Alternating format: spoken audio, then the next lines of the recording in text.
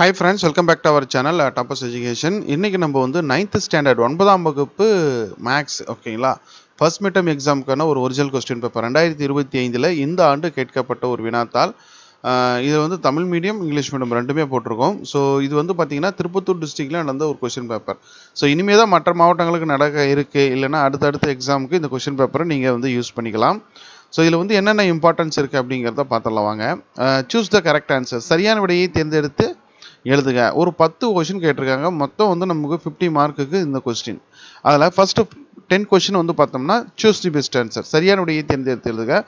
இந்த கொஸ்டினை பொறுத்த வரைக்கும் நீங்கள் புக் பேக்கில் இருக்கக்கூடிய ஒவ்வொரு எக்ஸசைஸ் பின்னாடியும் புக் பேக்கில் கொடுத்துருப்பாங்க இல்லையா, அதை மட்டும் நீங்கள் நல்லா தரவாக பார்த்துக்கோங்க, போதுமானது.